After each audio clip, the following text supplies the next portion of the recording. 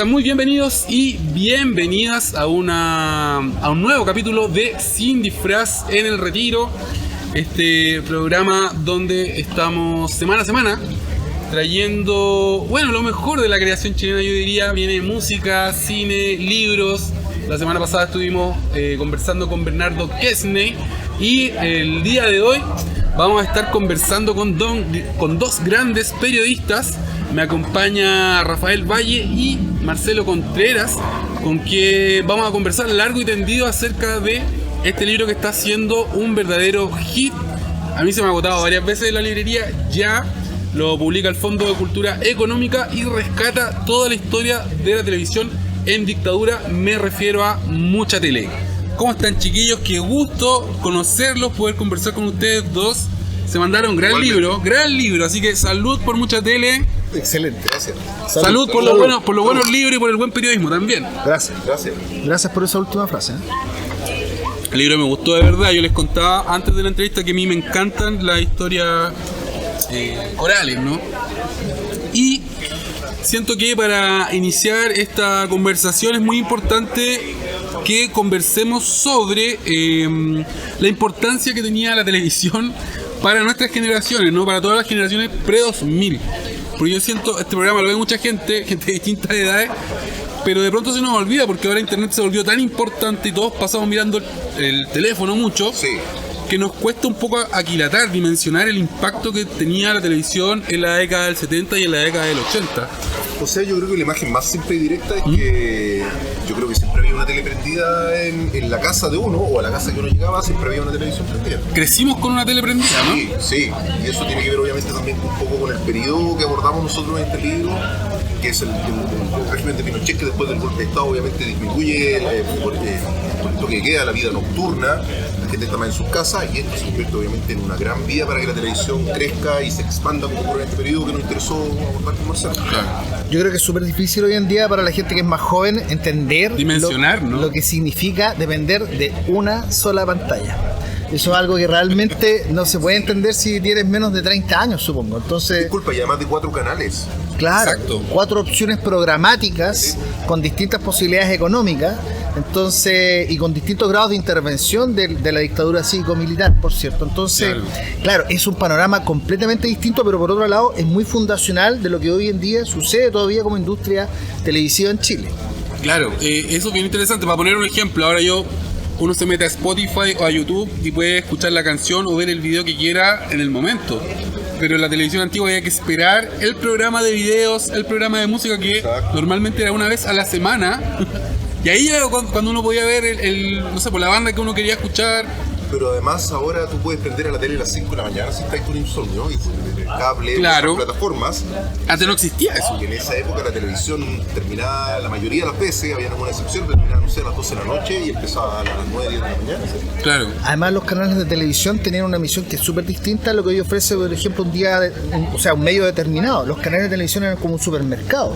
Tenían que ofrecerle productos a los niños, productos a la abuelita, productos a la doña de casa, productos al marido, todo, al joven, al adolescente. Esa televisión abierta, estas 4 señales que habían en la zona central de Chile, tenían que ofrecerle programación a cada uno de esos segmentos. Hoy en día tú puedes personalizar, tienes tu aplicación y funciona para tu edad y para tus propios intereses. Exacto, está todo mucho más anichado, ¿no? Totalmente. Entonces es una época en ese sentido que puede sonar un poco prehistórica quizás para generaciones, insistimos, más jóvenes, pero para nosotros provoca todo un sentido porque además creó una cultura popular, creó un lenguaje, creó una serie de referentes por los cuales hoy en día incluso todavía podemos funcionar, y hasta gente joven que no fue testigo de esa televisión, claro, puede entender lo que significa peinar la muñeca, por ejemplo. Claro, que viene una teleserie, ¿no? El dicho peinar la muñeca, ¿de dónde viene? De los títeres. Yo 1984. Lo descubrí leyendo Mucha Tele, que está lleno de datitos ahí sabrosos sobre nuestra cultura pop. Otra pregunta que me parece importante para hacer la introducción a esta entrevista tiene que ver con el formato que ustedes decidieron utilizar para contar esta historia, que usaron el relato coral, ¿no? Son muchas voces que nos hablan en el libro, tienen fuentes de muy buena calidad. Está Don Francisco, está Antonio Bodanovich, están los directores de televisión. Me interesa mucho saber por qué decidieron utilizar ese formato y no escribir la historia como una crónica, como una historia digamos, donde el relato está un poquito más alejado, no es un relato en tercera persona, sino acá no es en primera persona, es en primerísima persona. Y son muchas voces, ¿por qué? La verdad que esto fue tema de debate ahí con Rafa. ¿Sí? Porque teníamos distintas ideas. Yo en algún minuto debo reconocer que tenía algunas ideas como ideas pretenciosas, así como unas suertes de ensayo que antecedieran después nuestras cuñas, que eran súper buenas. Sí, tenía como más cabeza, no porque sea un libro que no tiene cabeza, pero tenía yo creo que un poco más de lo que dice Marcelo, como de ir un poco más allá, como incluso ponerle más cifras, más estadísticas, que fuera un reportaje grande, como lograr una densidad informativa con datos, complementar con datos duros. Y bien escrito, además, si no, yo me acuerdo que hablábamos con Rafa realmente en algunas cenas que teníamos ahí al calor de algunos vinos, conversábamos cómo le llamamos la estructura a esto. Vamos a hacer una entrada monumental, gringa, ¿cachai? Con mucho dato, muy bien escrita, además con onda, con estilo, como para también una suerte de jactancia de tu propio carrete a esta altura. ¿Ya? Y de ahí vienen las cuñas. Y no, hay que en realidad, y ahí por ejemplo Rafa también me decía muchas veces, simplifiquemos estos pop. Y es muy pop, y es un pop muy chileno, ¿no? Y finalmente llegamos a la idea de que decidimos que teníamos un peso con los relatos, porque las anécdotas eran muy buenas, la gente se iba relajando cada vez más, nosotros teníamos un feedback que iba aumentando. Consiguieron fuentes de mucha calidad, eso es algo que es muy notable del libro, porque uno dice, oye, pero ¿cómo don Francisco va a estar contando la trastienda de lo que vio en el golpe, ponte tú? Claro. Y eso está en el libro, ¿no? O también, otra cuestión que lo vamos a conversar más adelante, el happening, que es muy interesante porque el happening tiene como toda esta aura de haber sido el circo de la dictadura, y el libro responde esas preguntas. No quiero que me las respondan ahora porque lo quiero conversar con más profundidad más adelante, pero eso está muy bueno, como la calidad de las fuentes. Yo que también soy periodista, como que digo, oye, qué buenas fuentes, y las tengo aquí hablándome, digamos directamente, contándomelo todo. Yo creo que también hubo una coincidencia afortunada para este libro, que lo que nosotros hablamos de lo bueno y de lo malo, que en la pandemia se masificó comunicarse a través de Zoom. Entonces nosotros estábamos haciendo al comienzo entrevistas telefónicas, o veníamos a Santiago porque los dos estamos generalmente en Valparaíso, pero con Zoom se masificó y eso nos permitió mucho ampliar la cantidad de gente, llegar a más gente, y la gente quería, además, hablar mucho de pandemia. Sí. Yo me acuerdo que una de las mejores entrevistas de Lucho Jara, por ejemplo, la concluimos, yo creo que es espectacular. Los primeros días de pandemia, cuando el día viene, nos decía, no, 2 semanas más. Ahí. Hay una ventana de oportunidad, porque me imagino que hay gente muy ocupada igual hasta el día de hoy. Yo me acuerdo de Marcelo un día sábado entrevistando a Lucho Jara, y el tipo muy reflexivo, con muy buena memoria, y muy lúcido también de lo que significa haber estado en una industria como la de la televisión. Yo creo que a todos nos pasó en la época de la pandemia, como que revisamos un poco nuestras vidas. Todos los que teníamos más de 40 años, supongo que como hicimos un repaso, digamos, entre que te daba coronavirus y veías toda tu vida pasar porque no sabías si... Claro, y ¿cachai? Hay gente que se moría, hay gente que conocía que se estaba muriendo, entonces estáis como haciendo una etapa de reflexión. Entonces nosotros tuvimos ahí la suerte de llegar a ese nervio. Una fortuna. Cuando esta gente es gente de la tercera edad, muchos de ellos, hay muchos de ellos que también están retirados, entonces ya no tienen nada que perder respecto a lo que están contando. Así que eso nos permitió una riqueza emotiva, diría yo, emocional, que fue muy rica, más allá del relato, de la memoria, del ejercicio. Sí, yo entré tal año al canal, hice tal cosa. Más bien relatar la experiencia de lo que significaba hacer televisión bajo la dictadura cívico-militar. Hay una idea que cruza la primera parte del libro que me parece muy interesante que la conversemos, que tiene que ver con este cambio que se produce en la televisión predictadura y después de dictadura, que veníamos de una televisión mucho más ligada a la universidad, una televisión con una vocación de formar y educar. Sin embargo, en el libro, bueno, es muy claro, ¿no?, que una vez que ocurre el golpe, eso cambia. Y quisiera que nos expliquen un poco cómo se logra este cambio, qué es lo que hace la dictadura para poder modificar la televisión de tal forma que ahora el cambio parece irreversible, ¿no? O sea, yo lo pienso como una televisión sin estos eternos bloques de auspiciadores, sin todo ese flujo de dinero que llega por las empresas, por el avisaje me parece imposible. Pero revisando el libro, obviamente uno se da cuenta, oye, hubo una época en donde la tele parece que era muy distinta. ¿Cómo la dictadura logra hacer este cambio? ¿Cómo logra mover? Bueno, hay algunos cambios que son formales, como en el año 77 la televisión chilena tiene que empezar a autofinanciarse, se le corta la ayuda del Estado. Y eso implica que en el fondo las tortas publicitarias, la publicidad que empiezan a entrar, Sao Gigante es el mejor ejemplo, claro, se convierte un poco, se cambia el sistema, por una televisión que tiene que autofinanciarse. Está la llegada de la televisión en color. el año 78. También es otro hito que menciona el libro, del año 78. Y eso también de alguna manera cambia, porque los programas se vuelven un poquito más ambiciosos, porque hay más producción, tiene que ver la luz, el maquillaje. Y hay también cambios que no tienen que ver directamente con la dictadura, pero sí con el periodo, por ejemplo, entre las teleseries, con la madrastra. Cambia todo el tema de las teleseries que antes eran, no me acuerdo cuando chicos, seguramente Marcelo también, uno veía teleseries en la tarde un rato, pero esto ahí se pone un formato de teleserie vespertina. Claro. Y lo otro es que también con la dictadura hay un tema obviamente de censura, pero también de mucha autocensura, por lo tanto mucha televisión de entretenimiento. Eso se nota, es muy nítido en los testimonios. Muchas fuentes dicen, bueno, había censura, pero también uno estaba muy consciente de lo que no debía decir, ¿no? Y eso te lo dice desde Don Francisco hasta, no sé, al Pato Bañados creo que no dice eso, pero dice otras cosas. Sí. Pero digamos, es un testimonio súper transversal esa idea de, oye, si hablo de más, o pierdo la pega, o puedo terminar peor, ¿no? Sí. A veces, claro, uno tiende a creer de que la dictadura llegó y tenía todo súper claro respecto a cómo iban a dominar a las masas, cómo iban a provocar un cambio económico y social en el país. Que por cierto, el cambio económico se provoca. A fin de cuentas, eso sucede, y por eso que finalmente la televisión hace reflejo de cambiar de un sistema de financiamiento a un sistema de autofinanciamiento, porque la dictadura básicamente elimina toda la esfera del aporte público. Claro. Pero en rigor, los militares tampoco tenían muy claro cómo manejaban estos medios de comunicación, pues eran súper grandes, eran desconocidos para ellos, en una televisión que era relativamente nueva, entre comillas. Piensa que Televisión Nacional había partido en el año 69, por ejemplo, claro, que era el canal público, por cierto. Entonces, de verdad que los milicos no sabían cómo... No tenían mucha idea. No, o sea, es que no es que tenían mucha, no tenían nula idea. Y nosotros hemos contado, y estuvimos ayer en Televisión Nacional, ¿ya? Y fuimos a una sala de dirección, y esta historia, por supuesto que la contamos en mucha tele. Va un militar, los primeros años de dictadura, tipo coronel a cargo, vestido de militar para provocar un impacto también dentro del personal. Va a una sala de dirección, dice, estamos en periodo de economía, tenemos que realmente aquí, por favor, me reí mucho con esa anécdota, sacar todas estas pantallas de televisión, porque realmente... Sáquenme todas estas teles, y era la sala de dirección. Sí. Y el director le tiene que decir, le tiene que explicar, le dice, hombre, no se trata de eso, sino que se trata de que con esto yo controlo el estudio, tengo las distintas cámaras. Entonces, ese era el nivel de ignorancia que había de esta gente que se tiene que hacer cargo de este sistema de comunicación, que ya en ese minuto, y nosotros somos parte de esa primera generación que vive bajo el yugo, si se quiere, de lo que es una pantalla y lo que la televisión emitía. Otra cuestión que el libro toca al principio que me pareció súper interesante es los testimonios, bueno, de todos estos personajes que uno ubica: Don Francisco, Bodanovich, Rabani, que durante el día del golpe, ¿no? En el 11 y digamos las primeras semanas, y ahí hay cuestiones súper raras y súper anecdóticas, como por ejemplo esto que cuenta Don Francisco, que lo mandaron a la casa de Allende. Sí. Y quisiera que nos cuenten esa anécdota, porque me parece muy... Hay otro no sé quién cuenta que Don Francisco, por ejemplo, ayudó gente en dictadura. Sí. No es el testimonio del mismo Don Francisco, sino otra persona dice, oye, en realidad Mario Kreuzberger igual ayudó a salvar gente.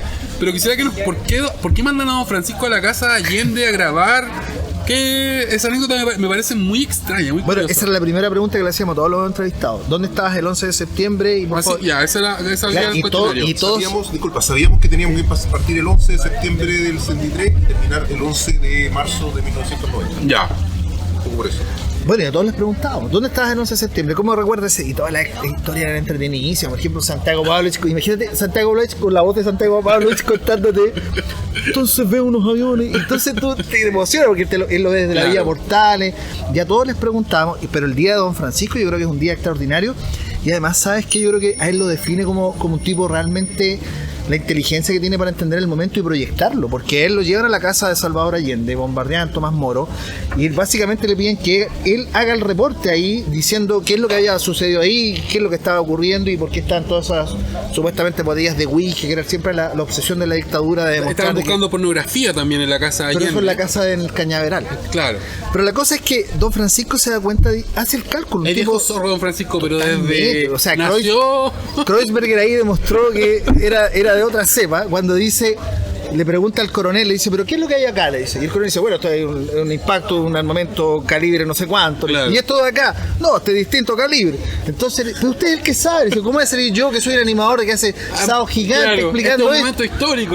Usted tiene que explicar lo que... Y está el video. Si está el video y realmente el que está poniendo la mano es probablemente Kreuzberger o el camarógrafo o lo que sea, pero él no aparece porque él entiende la proyección que significa aparecer el día del golpe de Estado en la casa del presidente que había muerto en La Moneda. Otro dato súper curioso que aparece en el libro es que en algún momento la dictadura le ofrece al Pato Bañados, que después va a ser la voz de la campaña del no, ser el principal conductor de noticias de la televisión chilena. Le querían pasar el noticiario de TVN. También es otra anécdota que es súper interesante y extraña, porque uno piensa y dice, bueno, Pato Bañados con todo lo que pasó después, digamos, imposible. Pero por favor, cuéntenos qué fue, cómo llegan a ofrecérselo y qué es lo que dice Pato Bañados. Pato Bañados, un caso. Pato Bañados es uno de los, ayer nos acordamos como de los grandes personajes que cruzan este relato. Obviamente todos son importantes, pero ahí siempre destaca como una decena de personajes.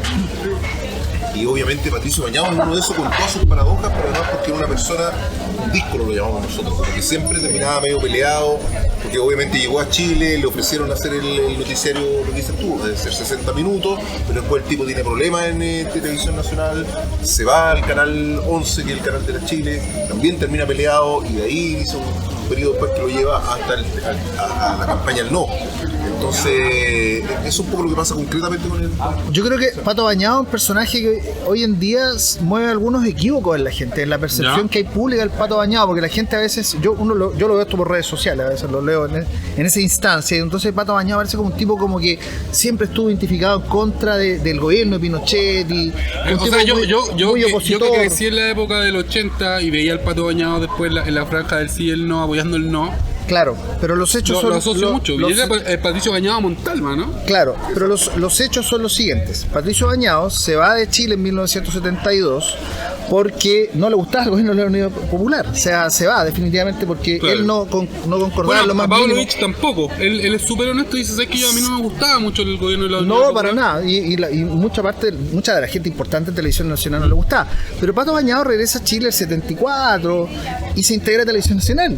O sea, Pato Bañados trabaja en los años más duros de la dictadura, trabaja en Televisión Nacional hasta que se pelea con Antonio Bodanovich 78, 79, porque habían diferencias de carácter y de ego también. Pero no diferencias políticas necesariamente. Claro, no, yo creo que ahí ni siquiera iba el elemento político, es una suposición que uno puede hacer, pero Pato Bañados la gente lo tiende a hoy en día estos mundos blancos y negros que nos gusta definir la existencia. Claro.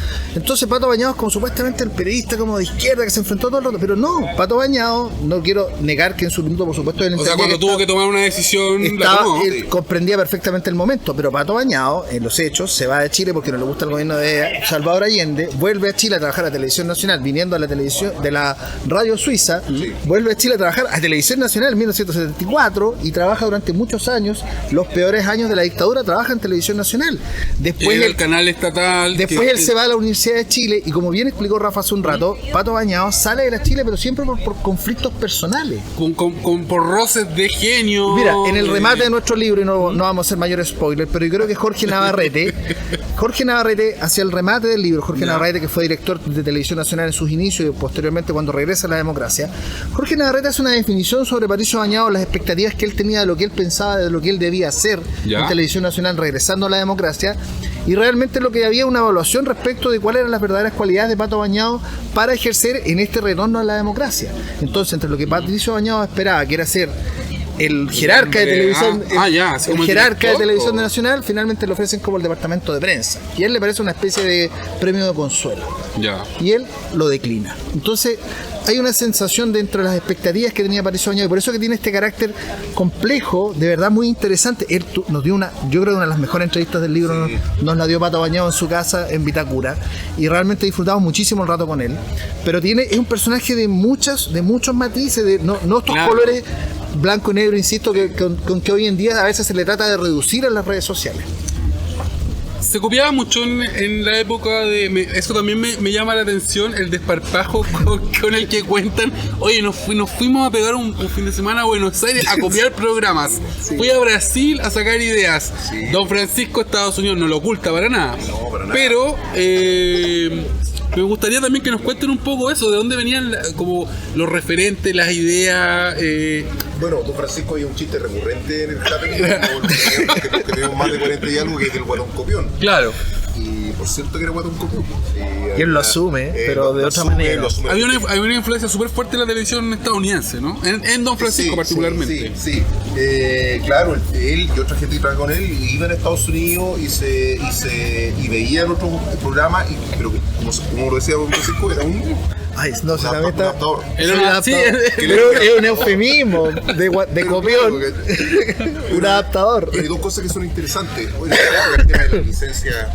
No era como ahora, ¿no? Que uno ve que, no sé, pues pueden comprar el Gran Hermano, pueden comprar el pasapalabra. Se pasa el gol por ahí, pero es más probable que te pillen si una marca importante. Exacto. Pero también hay otra cosa que también era que había, como no era un sistema que estaba regido con el tipo Uniter, lo que ocurría en la década de los 90, claro. Había muchos programas que tenían que ver con creatividad y con ensayo y error al final. O sea, o se copiaba, pero también había una cosa que me pareció muy interesante, yo creo que fue un hallazgo también, que en el fondo como desde las ventas de tener una idea que resulta hasta que por razones técnicas termináis haciendo un programa que la rompe, como Extra Jóvenes. Claro.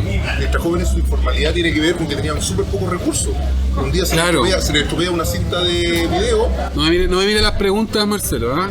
No, Se le estropea una cinta de video y para rellenar el director empieza a hablar con la Katy y impone un formato de la voz en off. Exacto. Que, no sé, Patito Fred probablemente es heredero después. En el libro, Alfredo Lamadrid queda como el rey Midas del bajo presupuesto, ¿no? Sí, pero también con un tipo que sentó ciertas bases de una televisión que existe hasta hoy.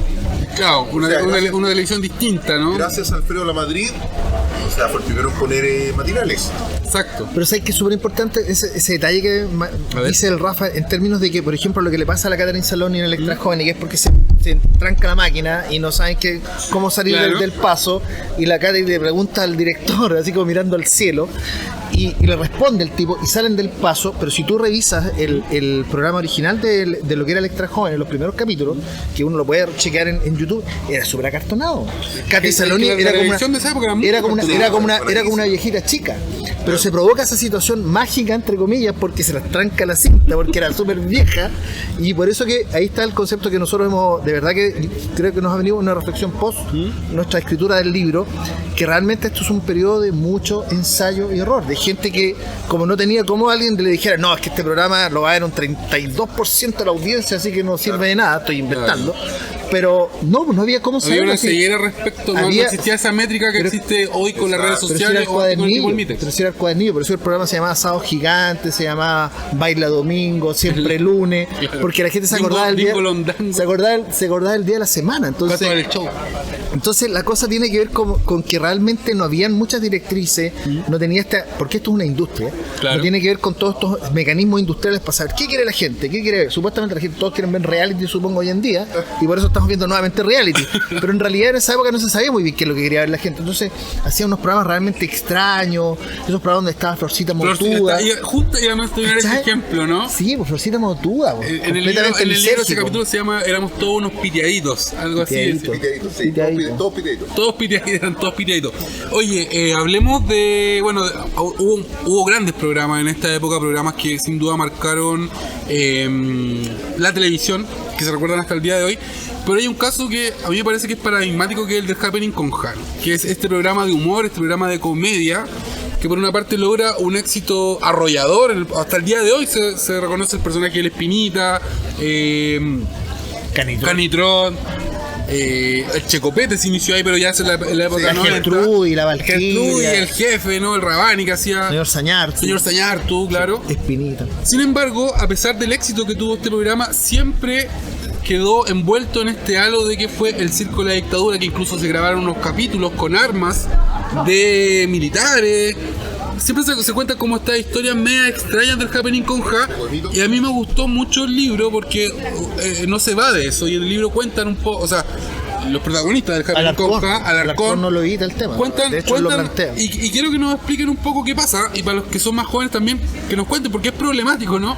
De que en algún momento un programa, quizás el equivalente sería que el Club de la Comedia, que fue tan exitoso en los 2000, hubiese estado ligado o se ligara a una dictadura, algo impensable. Claro. Pero el Happening con Ja, que es este programa que marca una época, yo siento que siempre cargó un poco con este lastre, ¿no? Uno no sabía si eran pinochetistas o no.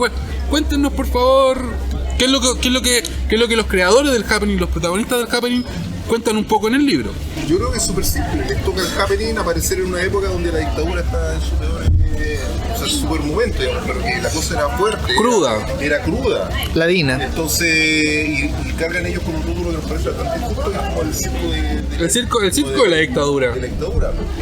Desde la canción, ¿no? O sea, ríe cuando todos estén tristes, sí. Uno dice, bueno, ¿a quién le estaban cantando esa canción? Pero además era un grupo bien variopinto dentro de del tema político, digamos, lo contamos acá. Espérate, hay un dato que aparece en el libro que lo tira Rabani, que él dice que estaba en la fiesta de la juventud en Moscú, invitado por Gladys Marín y por Volodya Teichtenberg, cuando le toca. Y hoy, Rabani, era como, yo no lo podía creer, de verdad que este libro, oye, lo súper recomiendo. Vamos a regalar una copia, gentileza del Fondo de Cultura Económica, así que esténse atentos a las redes sociales del Bar El Retiro y a mis redes, porque vamos a regalar una copia de mucha tele. Además es un súper buen regalo. Yo ya tengo como 3 o 4 personas a quien pienso regalarle este libro. Pero se lo puedes regalar a muchas más personas. Bueno, pero mi presupuesto no es tan... mi billetera no es tan grande, pero... Con la segunda edición. Con la Oye, segunda mira, hay edición. un par de datos. Por ejemplo, la canción Ríe. Todos dicen, es una canción que claramente Pedrero escribió pensando así como, rían porque nos estamos torturando. Claro. Bueno, la verdad que no. La canción Ríe, si la gente puede revisar en YouTube, la estrenó Gloria Benavides en el Festival de Viña de 1977, que ya se presentó con mucho éxito, y era una canción que además ya estaba compuesta para Silvio Piñeiro. O sea, la canción nunca Nada fue... que ver con esa carga que Lo segundo es que el origen del Happening, y me encanta este término, es súper prosaico. El Happening termina porque... O sea, el Happening se origina porque básicamente a la Gloria Benavides le echaron de la pega. Ya. La Gloria había tenido mucho éxito en el Festival de Viña del 77, la llevan a la Radio Minería y ella arrastra a la gente con la que ya había trabajado en ese show del Festival de Viña, Jorge Pedrero, la Maite Montenegro, y por añadidura conocían a Rabani y Alarcón, que trabajaban con Pedreros, que habían sido parte de la Tingo Londango. Así que era un grupo de gente que tenían 20 y tantos, 30 años, que se conocían, trabajaban juntos hacía mucho tiempo. Claro. Y la Gloria Benavides se va a la Radio Minería, la invitan a hacer un programa, durante un año hace un programa de radio y el director la echa. Le dice, tu programa es súper fome. Y en ese programa estaba Alarcón, Rabani, Pedrero y la Maite Montenegro, eran asesores de ella y participaban del programa. Claro. Cuando el día que los echan, se van súper enfurecidos y la radio estaba en toda lava. Van, caminan al punto neurálgico, toda lava, siempre habían choperías y para comerse sándwich. Y ahí dicen, oye, nada que ver, que nos echaron, estamos súper enojados, porque ella ya era gente de éxito. Pedrero, un tipo que venía a los años 60, los paparazzi, era gente que tenían éxito hacía tiempo. Rabani y Alarcón eran aparecidos, habían actuado en el Bim Bam Boom, eran fundadores de Televisión Nacional. Sí. Entonces era gente que tenía carrete ya. Y se juntan y dicen, vamos a hacer un programa que va a demostrarle este tipo de la minería que no, nada que ver, que nosotros... Y empiezan a diseñarlo, y hay distintas versiones, nosotros pudimos recoger todas las versiones menos la de Jorge Pedrero, pero básicamente ellos diseñan en una tarde, comiendo sándwich y tomando probablemente chop tal como nosotros, diseñan el Happening con escriben una servilleta y se lo presentan a la Televisión Nacional. No es la DINACO, no es un ministro ahí diciendo, oye, ¿cómo le molinamos la perdida a la ¿Cómo diseñamos una estrategia de embrutecimiento? Para que no piensen y solo se rían. Distinto es el caso que nos contó Sergio Risenberg con Sabor Latino. A ver. Que Sabor Latino sí que fue un programa un programa diseñado. Un programa que para la gente que eventualmente no lo sepa, pero un programa que estaba pensado con mujeres con poca ropa, vedettes, gente más cantando, con un cabaret llevado a la televisión y con humor, con chistes un poquito más elevados, más gruesos si se quiere, para el horario nocturno. Y ese programa, por lo que nos dijo Sergio Risenberg, a pesar de lo que nos dijo Antonio, que no haya que creerle mucho a Sergio, realmente el programa fue hecho para que distraer la situación que se venía, la crisis financiera brutal del 82 y que después las carteras vencían, el 83, el Banco de Chile a punto de quebrar, todo ese desastre económico que significó realmente una debacle económica para Chile que no nos vinimos a recuperar hasta probablemente los comienzos de la democracia. Exacto. Pero ese programa sí fue diseñado para distraer la atención. Happening con es una arrancada de tarro de gente que se enojó porque le echaron. Claro. Son dos instancias. De hecho, Alarcón lo dice. Él lo dice, eso te iba a decir, porque él dice, yo soy periodista y me enseñaron que para esto hay que tener datos. Nosotros lo preguntamos, obviamente, y por eso Fernando nos dio esa respuesta, y tiene toda la razón. Claro, dice, a nosotros nos cargan la mata cuando en realidad le podrían decir lo mismo a todos los programas exitosos Y a de los la actores época. que eran todos de izquierda. Exacto. Sí, sí. Rafa, ¿querías agregar algo? No, que bueno, lo que hablaba hace un rato de que igual es interesante que el Happening es un grupo también bien variopinto en términos políticos. Claramente, o sea, Jorge Pereira era un tipo no solamente de derecha, sino que era amigo de Álvaro Corbalán, que es la gente de la CNI. Claro. Ultraderecha. Y lo digo como un hecho concreto. Y su esposa, la Gladys, era de izquierda. era de izquierda. Álvaro Corbalán, bueno, era el señor de la noche en dictadura, Sí. y tenía una red de amigos, probablemente. Es como si ahora cuando hablamos de Hermosilla, ¿no? Que si conociéramos el WhatsApp de Álvaro Corbalán, quizás a quién nos encontraríamos.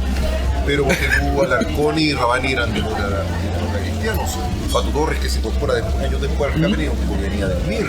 Claro. Entonces, y que siendo del MIR, era un tipo que tenía llegada directa con el director de TVN, que era un militar, y que se tuteaban, y que muchas veces el militar le decía, ya, pues, ¿qué onda? Era como Pato Torres le imponía condiciones, esto no me gusta. Englantina Morrison. Es que por Pato favor. Torres, por ejemplo, el Pato Torres de repente iba a animar o participaba de eventos que se hacían en población. Claro. Lo mismo le pasaba a la gente de los Eguiguren, a la Coca Guasini, Exacto. Gonzalo Robles, toda esa gente hacían eventos, participaban en la televisión abierta, y el sábado, por ejemplo, todos nos reíamos con los Eguiguren, y los tipos, como ya era una época efervescente, 84, 85, se cachaba, se lisqueaba que algo venía, porque ya las protestas estaban muy fuertes, venía un cambio, la dictadura en algún minuto iba a caer, y esta gente se la empieza a jugar, y va a las poblaciones y hacen los actos. Ella nos contaba, la Coca Guasini, por ejemplo, que ella encarnaba a la Pía Correa en unos actos en la Pincoya, no me acuerdo dónde. Se lo pedían. Y claro, la gente se reía, y ellos iban, y el canal estaba ahí a la guaita de cómo, hasta dónde se podía manejar esta situación donde estos actores reconocidos, que todo. Mira, hay una de las cosas que a nosotros creo que el libro representa, creo, es que hoy en día es muy fácil hacer estas divisiones muy blanco y negro. Exacto. Y como esto funcionaba, como Pablo nos decía, ¿por qué no mostraban los muertos en una pocha? No se podía. La televisión era mucho más gris, era mucho más grisácea, había muchos más espacios donde funcionaban y convivían estos dos mundos. Gente Claro. que sabía, la dictadura sabía que tenía gente trabajando en Televisión Nacional que era de izquierda, Pato Torres, Luis Alarcón. Bueno, el villano de las teleseries que era comunista. El mismo Valentín Trujillo. De hecho, eso lo cuenta Don Francisco, que le dicen, oye, pero este gallo es comunista. Y él dice, yo lo contraté por ser pianista. Claro, no por comunista. No por comunista. Claro. Además no lo contraté yo. Después Entonces, dice, por eso que no todo estaba tan controlado, y no se trata que uno le trate de rebajar los puntos a la dictadura con la brutalidad que fue, pero simplemente ningún sistema puede controlar tanto detalle. Exacto, es tan y eso es muy nítido en el libro cuando se ve toda la parte que de hecho lo mencionamos en la entrevista, de cuando llegan los militares al canal de televisión y no tenían mucha idea. Ahí aparece el Eduardo Bertrán, por ejemplo, en TVN hay civiles, ¿no?, que de pronto no son afines a la dictadura, pero terminan trabajando con estos militares metidos en los directorios. Se nos está acabando el tiempo, sin embargo quiero que nos cuenten si la dictadura inyectó recursos en los canales de televisión, porque en el libro también me queda la impresión de que, por ejemplo, Canal 13 fue como el gran canal de esta época. No sé si ustedes comparten esta... Y todos los auspicios se fueron... Al leer el libro me da esa impresión como... De hecho, en el libro cuentan... no sé, si en el Canal 13 pagaban 1 millón, en el Canal 7 pagaban 500 lucas y en Canal 9 pagaban 100. ¿Por qué pasa esto? Fue el canal regalón de la dictadura, estuvo el cura Boone en un momento dirigiéndolo. Es muy curioso también porque el Canal 13, siendo que era un canal muy conservador, es un director ejecutivo que claramente era un hombre de derecha, era considerado un canal de oposición. Sí, es muy curioso. Por parte del... Cuéntanos porque Canal 13, hablar de Canal 13 en esta época, yo siento que espejea con hablar de la Iglesia Católica en esta época, que uno puede decir, la Iglesia Católica estuvo detrás de la Vicaría de la Solidaridad, pero al mismo tiempo teníamos al cura Boone y teníamos... Entonces... Pero además tenía una pauta moral súper rígida. No al divorcio, no a nada. De los curas, exacto. Una alusión al aborto, ¿cachai? Entonces, es como decía Marcelo recién, un libro, una cosa interesante es que hay zonas grisáceas, hay muchas paradojas. Era un canal considerado oposición porque claramente daba tenía un poquito más de libertad para dar las noticias que probablemente se... Y esa libertad esa libertad se la daba el hecho de ser el canal de la Iglesia Católica, exactamente, ¿no? Y también a la figura de Leodoro Rodríguez, que era un tipo que muchas veces se peleó con los milicos cuando trataban de intervenir. Personaje parece, yo leyendo el libro me doy cuenta, ahí había... Y me llamó mucho la atención que transversalmente es muy valorado el trabajo que hizo él en Canal 13, tanto desde la parte de darle pega a gente que era marginada de TVN por temas políticos, hasta hacer crecer comercialmente al canal. No, y repartía las ganancias el viejo. ¿Sí? No, el viejo rajado. O sea, de hecho, a nosotros nos contó gente que no había estado contratada por Canal 13. La Gloria Stanley, por ejemplo, una periodista reconocida de Canal 13, en Almorzando en el 13 y los programas políticos en la última etapa, ella no era contratada en el canal. Y sin embargo, por ejemplo, le decían, oye, ya, ¿cuántos hijos tenés tú? Y no, tengo 3 cabros chicos, por inventarte. Y ella iba a la fiesta de fin de año y le regalaba, porque la gente salía a fin de año de Canal 13 porque era tanta la plata que ganaba ese canal, y sobre todo gracias a Don Francisco porque Sábado Gigante, que la gente se cambiaba el auto. Entonces ese era el nivel de plata que tenían, y en ese sentido ellos vivían en una órbita distinta, el personal de Canal 13, y además esto es otra diferencia con la televisión de hoy en día. Bueno, espérate, Florcita Motúa es el que dice que él se hizo la casa de la Rayán, con la que le pagaban. Claro, por un mes que cantaba unas canciones y un par de... Me salvaba el mes de ese. Y haciendo playback, man, en serio. Entonces, es otra instancia industrial, además, que tenía la televisión, donde ofrecía trabajo a muchísima gente. Claro. Porque también una televisión distinta, no estaban todas estas opciones analógicas. Hoy en día, por ejemplo, si quisiéramos tener este programa en 1978, habrían 30 personas, quizás. Claro. Esas son diferencias. La tecnología avanzada. Claro, entonces la cámara era una novedad en cualquier parte. Exacto. Eso va reduciendo, y eso se ha dado en todas instancias industriales, donde el personal se reduce también. Claro. Y es una de las brutalidades que también puede suceder con estas mejoras tecnológicas. Pero es un mundo muy distinto, y a la vez por eso que nosotros lo queríamos encapsular y hacer un relato pop de esto, que no fuera denso, que fuera nuestra primera tentación eventualmente de contarlo de una manera más académica y más compleja, pero finalmente, como es parte de todo nuestro acervo cultural, había que contarlo de esta manera. Yo creo que ese fue uno de los grandes aciertos, esa conversación que tuvieron ustedes dos cuando dijeron, oye, ¿sabéis que hagámoslo un poco más fluido, un poco más historia, narración oral? Y estábamos ebrios. Estaban ebrios. Es que al final, a lo mejor más que irnos nosotros de tesis, la tesis surge sola. Exacto, y es este diálogo entre muchas fuentes, como lo dije antes, son fuentes de primer nivel, ¿no?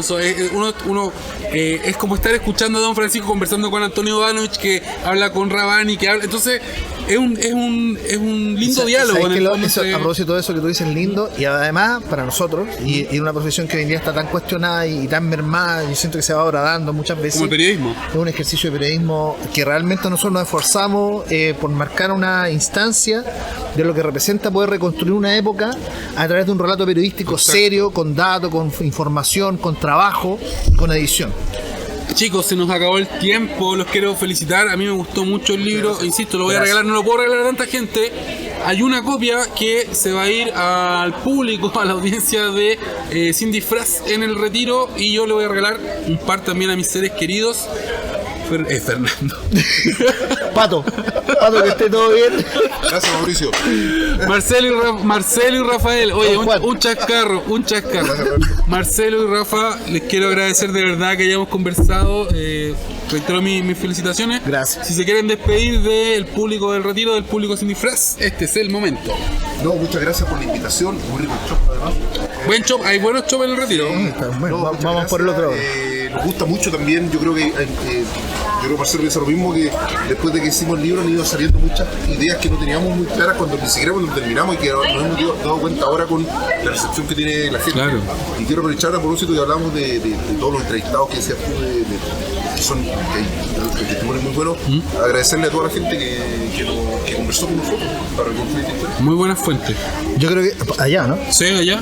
Yo creo que este libro provoca una reacción nuclear en la gente que vivió esa época. De verdad, cuando uno lee estas páginas, te acuerdas de tantas cosas, tantos detalles. A nosotros nos pasaba con el Rafa, terminábamos la entrevista. Los recuerdos se te vuelven un poquito sepia. A mí me pasaba eso, como que lo veía. Sí, oye, no me acordaba de esto. Y es en el archivo que lo tenías por acá, claro. Así como por acá. En el hipotálamo. Exactamente. Y sale el archivo y se despliega, y lo enlazas con un montón de otras situaciones y percepciones y situaciones emotivas con las cuales vivimos en esos años.